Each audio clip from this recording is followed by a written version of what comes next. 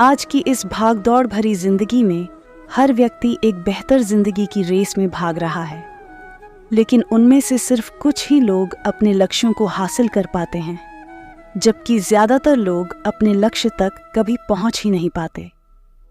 हम जब भी अपने लक्ष्य की ओर अपना कदम बढ़ाते हैं तो हमारे मन में तरह तरह के विचार उठने लगते हैं, जैसे मैं इसे हासिल कर भी पाऊंगा या नहीं, अरे इसमें तो बहुत समय लगेगा, लेकिन मेरे पास तो इतना समय ही नहीं है, अगर मैं असफल हो गया तो लोग क्या कहेंगे, वगैरह वगैरह। लेकिन इन सब में भी जो सबसे बड़ा डर रहता है वो ये है कि मैं इस काम में सफल हो भी पाऊंगा या नहीं।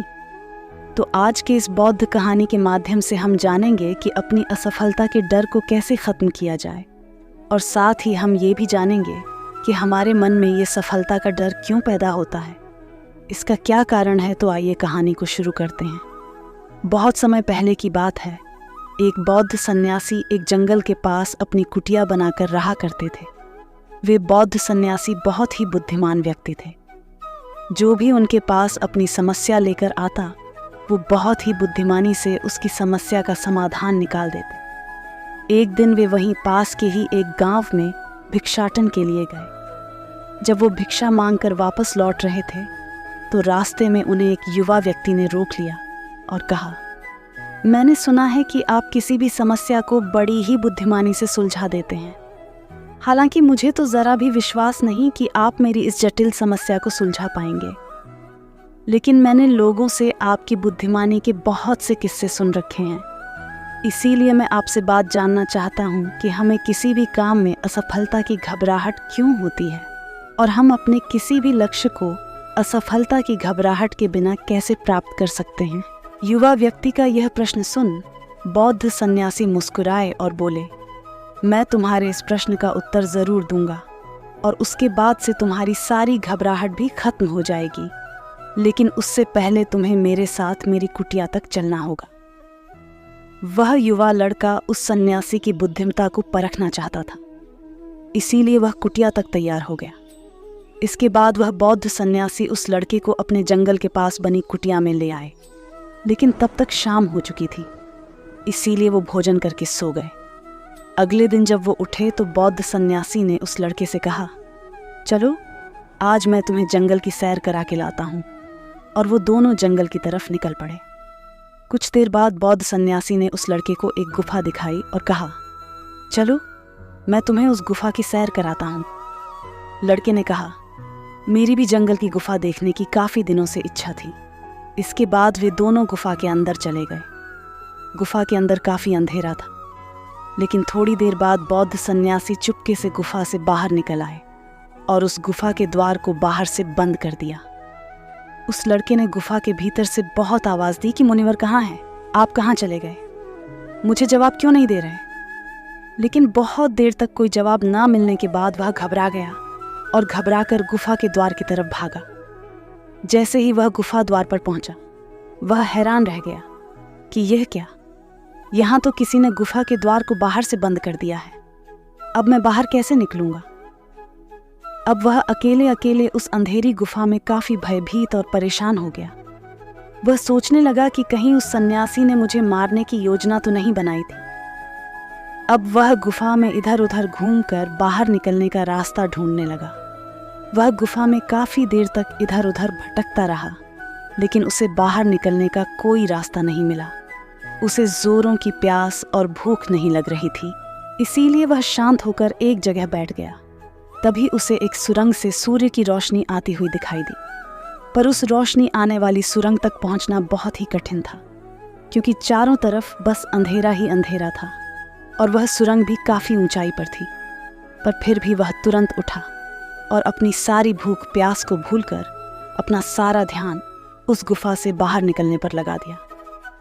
काफी मेहनत और प्रयास करने के बाद वह उस सूर्य की आने वाली सुरंग तक पहुंच गया और कुछ दूर तक उस सुरंग में ही ऊपर चढ़ता गया। तभी अचानक वह सन्यासी हाथ आगे बढ़ाता हुआ दिखाई दिया। वह लड़का झट से उस सन्यासी का हाथ पकड़कर बाहर आ गया और बाहर निकलते ही उस सन्यासी को गुस्से से चिल्लाकर कहा, मुनिवर, आप पागल हो गए हैं। आप मुझे इस अंधेरी गुफा में अकेले छोड़कर आ गए। आपको पता है मैं कितना भयभीत हो गया था और मुझे कितनी जोरों की प्यास लगी है। उस सन्यासी ने मुस्कुराते हुए उसे पानी दिया और कहा, अब मेरी बातों को ध्यान से सुनना। तुम इस गुफा के सिर्फ 2 कारणों की वजह से निकल पाए, जिसने तुम्हें इस गुफा से बाहर निकलने के लिए मजबूर किया। पहला कारण क्योंकि तुम्हें जोरों की प्यास और भूख लगी थी, और दूसरा कारण तुम्हें वहां घुटन महसूस हो रही थी, क्योंकि तुम्हें मित्रों और परिवार वालों के साथ रहने की आदत पड़ चुकी है। अब मैं तुम्हें 2 मुख्य कारण बताता हूं जिसकी वजह से तुम इस गुफा से बाहर निकल पाए। पहला कारण, क्योंकि तुम्हारे साथ वहां ये कहने के लिए लोग नहीं थे कि इतने अंधेरे में इतनी ऊंचाई पर तुम उस रंग तक कैसे पहुंच पाओगे, ये तो असंभव है।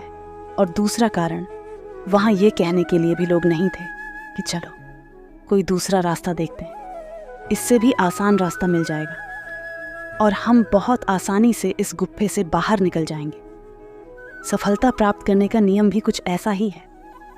ये तो मैंने तुम्हें सफलता कैसे प्राप्त करें इसकी एक छोटी सी दुनिया बनाकर दिखाई है, पर वास्तविक दुनिया इससे कहीं अधिक जटिल होती है। वहाँ हमें सलाह देने के लिए बहुत से फालतू लोग मिल जाते हैं जो खुद तो कुछ कर नहीं पाए, लेकिन हमें ज्ञान देंगे कि ये मत करो, ये बहुत कठिन है, ये तुमसे ना हो पाएगा, इससे अच्छा तो तुम वो कर लो, उसमें तुम्हें निश्चित रूप से सफलता मिल जाएगी। और ऐसे ही वो हमारे दिमाग को भटका कर चले जाते हैं और हमें खुद पर संदेह होने लगता है। सफलता ना मिलने का एक बड़ा कारण ये भी है कि सफलता प्राप्त करने की प्रक्रिया बहुत लंबी होती है, और यहाँ जब हमारा मन घंटों घंटों में बदल जाता है तो फिर लक्ष्य प्राप्ति के महीनों और सालों के प्रयास में हमारा मन क्यों नहीं बदलेगा। हमारा मन बदल ही जाता है और हम उस रास्ते को छोड़कर अलग अलग रास्ते अपनाने लगते हैं। गौतम बुद्ध अक्सर अपने शिष्यों से कहा कि परेशानियां हमें तभी दिखती है जब हमारा ध्यान हमारे लक्ष्य पर नहीं होता, और ये बात 100% सही है। जैसे एक तीरंदाज तीर मारने वाला होता है तो वह अपनी एक आंख को बंद कर लेता है और दूसरी आंख से सिर्फ लक्ष्य को देखता है, तब जाकर वह अपने लक्ष्य को भेद पाता है। ठीक इसी प्रकार हमें सफलता का डर तभी लगता है जब हमारा ध्यान अपने लक्ष्य पर ना होकर रास्ते पर आने वाली कठिनाइयों पर होता है। तुम भी इस गुफा से बाहर इसलिए निकल पाए क्योंकि तुम्हें गुफा की सुरंग से आने वाली रोशनी के अलावा और कुछ दिखाई नहीं पड़ रहा था। अगर उस गुफा के अंदर प्रकाश होता तो तुम वहाँ के बड़े बड़े गड्ढों और कीड़ों मकोड़ों को देखकर डर जाते और उन्हें भटकते रह जाते। इसीलिए अपना सारा ध्यान केवल अपने लक्ष्य पर टिकाए रखो, और आसपास क्या हो रहा है, लोग क्या बोल रहे हैं, उस पर ध्यान देना बंद कर दो। तुम्हारे मित्र और रिश्तेदार क्या कर रहे हैं, उन्हें सफलता मिली कि नहीं, ये सब देखना बंद कर दो और केवल खुद के काम पर ध्यान दो।